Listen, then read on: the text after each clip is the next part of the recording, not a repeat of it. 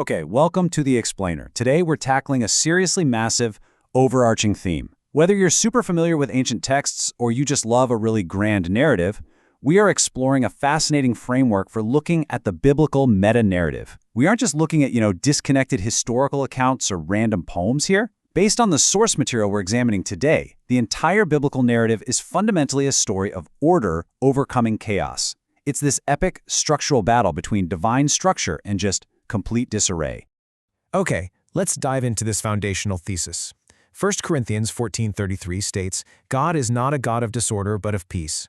Our source uses this specific verse as the definitive lens for the entire biblical worldview regarding existence. The text posits that the Creator is inherently organized, meaning disorder and chaos must naturally give way to order and peace in this framework. So this isn't just some passing philosophical comment, right? According to the source material, this is literally the core lens through which the text asks the reader to view the entire universe and everything in it. To see exactly how this plays out, here's our roadmap. 1. The God of order. 2. Creation, organizing the chaos. 3. The intrusion of chaos. 4. Jesus restores spiritual order. And finally, 5. Ultimate restoration and peace. It's a really clear chronological journey from Genesis to Revelation that perfectly mirrors this text progression of order, disruption, and eventual restoration. All right, kicking things off with Section 1, the God of Order. Before the text even gets into the creation of humans or the earth, the source material roots the very concept of order directly in the character of God. The argument here is that order isn't just something God does. Actually, scratch that, it's fundamental to who God is. And this brilliantly illustrates how that theological idea of an unchanging God translates directly into reliable physical laws. Think about it. The math of a right triangle is completely constant. A squared plus b squared always equals c squared. And according to the text, that's precisely because the architect behind the math is framed as a God of strict order, not random shifting chaos. The exact same logic applies to physics, like Newton's law of universal gravitation. The text points out that predictable physical realities, from gravity holding planets in orbit to the moon going through its phases, or even a simple apple seed predictably growing into an apple tree, these all exist precisely because of this ordered framework. Physical laws remain the same day after day, century after century, because the overarching system relies on a fundamental, unshakable structure. Which brings us perfectly to Section 2, Creation, Organizing the Chaos. Let's shift our focus to the very beginning of the biblical timeline, in the book of Genesis, to see how this ordered system was initially put into place.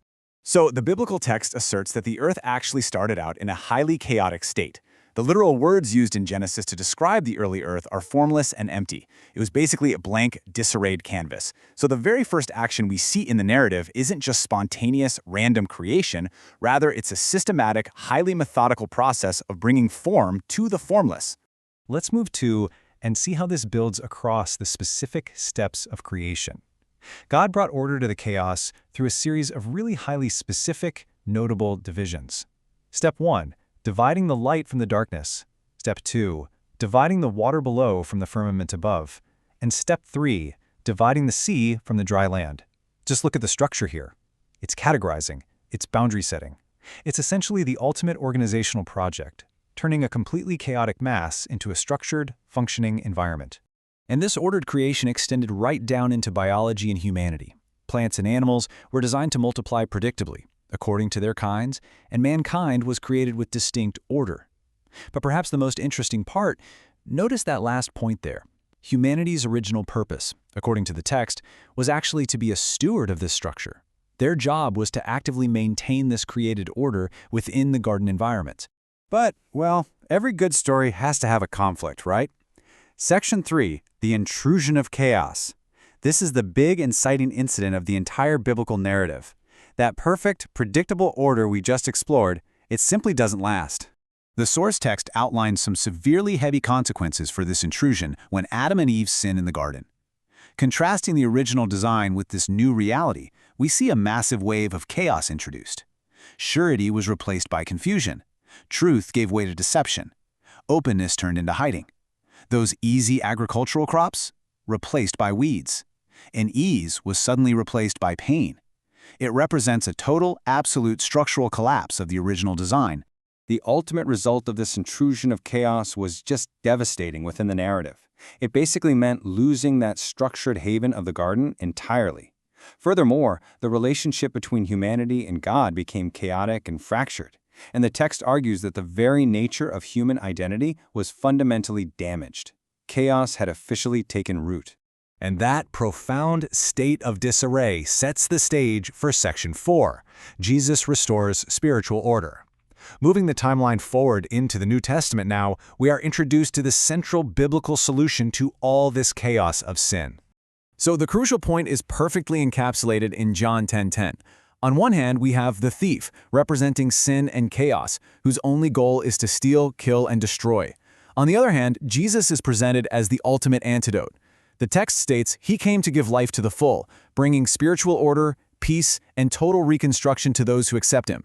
Essentially, he acts as the great reorganizer of the human soul.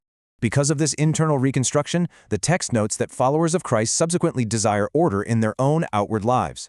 Just look at how this spread like wildfire in the early church. Luke specifically set out to write an orderly account of Christ's life. When Peter explained conversions, he made sure to do it in an orderly sequence. Believers were explicitly instructed in Romans to make every effort for peace. And, circling all the way back to our opening thesis, their actual worship gatherings were specifically designed to be non-chaotic. They were modeling their lives after the structure originally intended. Finally, we arrive at Section 5, Ultimate Restoration and Peace. This is the absolute climax of the chronological meta-narrative, looking at the end of the age as it's vividly described in the book of Revelation. The biblical worldview doesn't end with humanity just sort of managing the chaos. It culminates in a total, complete rehabilitation of creation. The text outlines that God will eventually create a new heaven and a new earth.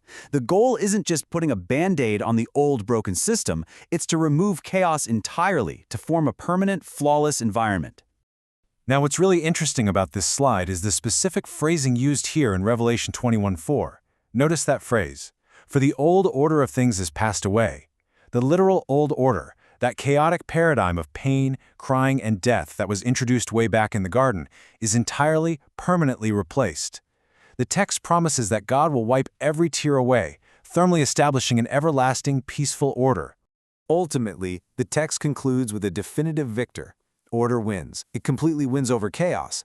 The current state of human confusion will be totally replaced by fully knowing and understanding. Furthermore, the narrative states that those who promoted the chaos of sin will be permanently exiled and judged. Bottom line? Chaos is simply not allowed into the new creation.